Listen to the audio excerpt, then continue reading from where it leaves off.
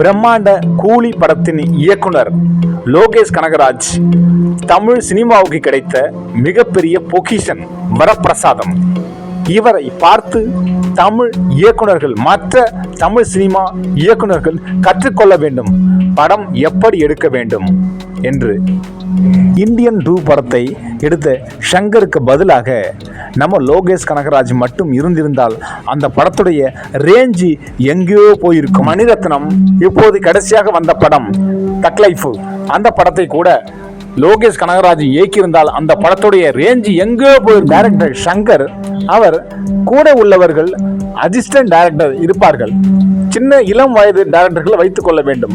அதுபோல் அவர்கள் சொல்வதையும் நாம் கேட்டுக்கொள்ள வேண்டும். இந்த காலத்தில் என்னெல்லாம் நடக்குது, இந்த காலத்தில் ட்ரெண்ட் என்ன, அதை அவர்களிடம் கேட்டு தெரிந்து கொள்ள வேண்டும்.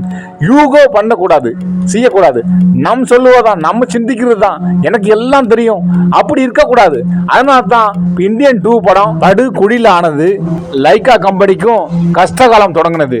அதுபோல் இருக்கக்கூடாது. அதே மாதிரி மணிரத்னமும் அவர் பெரிய டைரக்டரா இருக்கான், சீனியாரிட்டி டைரக்டரா இருக்கலாம். இருந்த போதும் இந்த காலத்து பசங்களை உங்க கூட வச்சிருப்பீங்க, கொஞ்சம் பேர் வச்சிருக்கீங்க அசிஸ்டன்ட் டைரக்டரா, அவங்க சொல்வதையும் கேட்டுக்கொள்ள வேண்டும். இந்த காலத்துல என்ன ட்ரெண்டு, இந்த காலத்து பிள்ளைங்களுக்கு என்ன பிடிக்கும், 20 வயசு பையன்களை என்ன பிடிக்கும், 40 வயசுக்கு பிறகுலாம் என்ன பிடிக்கணும், இதெல்லாம் தெரிந்து கொள்ள வேண்டும் என்றால் அந்தந்த வயது இயக்குநர்களை கூட வச்சுக்கொண்டு அவர்களிடம் தெரிந்து கொள்ள வேண்டும். நம்ம பெரிய இயக்குனர், அதனால கூடையுள்ள அசிஸ்டன்ட் டைரக்டர்கள் உங்களிடம் ஒரு காரியங்கள் சொல்ல பயப்படுறாங்க. கேட்டு தெரிந்து கொள்ள வேண்டும். நீங்க தானே கேட்டு தெரிஞ்சுக்கணும், இது என்ன பண்ணலாம், அது என்ன பண்ணலாம். எல்லா உலகம் தெரிந்தவங்க உலகத்துல யாரும் இல்லை. எல்லாமே பல பேரோடு பல காரியங்களும் பல கருத்துக்களை கேட்டு தெரிந்து கொள்ள வேண்டும். அது சினிமாவும் சரி, அரசியலாக இருந்தும் சரி, எந்த காரியங்களும் பலரோட கருத்து கணிப்பு நம்ம எடுத்து தெரிந்து கொள்ள வேண்டும். அப்பதான் அது சரியான ரூட்ல போய் சேரும். ஆனால் லோகேஷ் கனகராஜ் அது போல இல்லை. அவர் கூட இருக்கக்கூடிய இளம் இயக்குனர்கள், இளம் அசிஸ்டன்ட் டைரக்டர்கள் அவர்களுடைய கருத்தையும் இவர் தெரிந்து கொள்வார். இது என்ன பண்ணலாம் மச்சான், இது என்ன பண்ணலாம் மாப்பிள்ள, இவர் கேட்டு தெரிந்து கொள்வார்.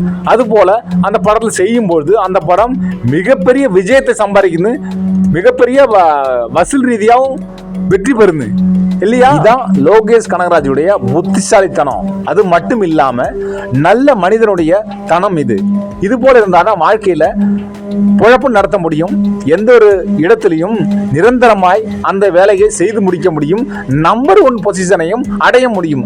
ஆனால் அந்த இவர் கையில் எடுத்த காரியமும் படமும் அழகாக கரெக்டாக நல்ல ஒரு மனிதாமனிதத்தோட செய்து கொண்டிருக்கின்றார் இயக்குனர் லோகேஷ் கனகராஜ். மற்ற சீனியர் இயக்குனர்கள் என்று சொல்லக்கூடிய இவர்களும் லோகேஷ் கனகராஜை பார்த்து கற்றுக்கொள்ள வேண்டும்.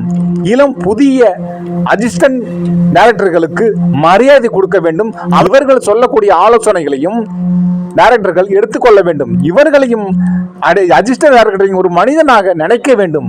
இவர்களை மாடு போல் வேலை மட்டும் வாங்கக்கூடாது, டைப் அடிக்கிறது மட்டும் வேலை இல்லை. இவர்களுடைய தலையில உள்ள புத்தியையும் கொஞ்சம் கறந்து நீங்களும் எடுக்கணும். அப்பதான் லோகேஷ் கனகராஜ் படம் மாதிரி மிக பெருசாக வெற்றி அடையும். பேரும் புகழும் உங்களை வந்து சேரும். தமிழுக்கும் தமிழர்களுக்கும் பெருமையாகவும் இருக்கும்.